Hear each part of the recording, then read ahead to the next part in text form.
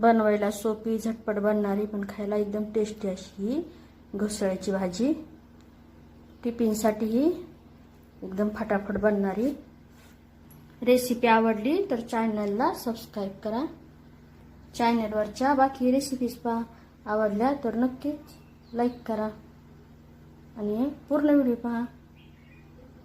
घोसाळा घेतलेला आहे, तर घोसाळ्याचा हा भाग आणि हा भाग कट करून घ्यायचा आणि हा वरचा भाग थोडासा काढून घ्यायचा. असा पूर्ण वरचा भाग काढल्यानंतर असं कट करून घ्यायचे घोसाळे. 2 मिनिटात ही भाजी शिजली जाते. जर वरची साल काढली आणि वरची साल जर तुम्ही नाही काढली तर मग भाजी शिजायला वेळ लागतो, शिजतच नाही वरचा भाग. त्यामुळे हे वरचा भाग काढणं जरुरीचं आहे. शेंगदाणे गॅसच्यात मोठी ठेवून शेंगदाणे व्यवस्थित असे भाजून घ्यायचे. शेंगदाणे व्यवस्थित भाजून झालेले, एकसारखे भाजून झालेले काढून घेऊ.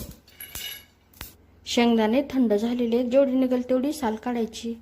शेंग टाकायची मिक्सरच्या भांड्यात. यामध्ये सोलून घेतलेला लसूण मिक्सरला बारीक करून घेऊ. तेलामध्ये घोसाळे टाकायचं. गॅसच्यात मोठी ठेवून व्यवस्थित असं परतून घ्यायचं. काही सेकंद असं मोठ्या आचेवर परतून घेतलेलं गॅसच्यात कमी करायचं. आता यामध्ये हळद, घरगुती मसाला परतून घ्यायचं. गॅसची आच वाढवायची, मोठी ठेवायची.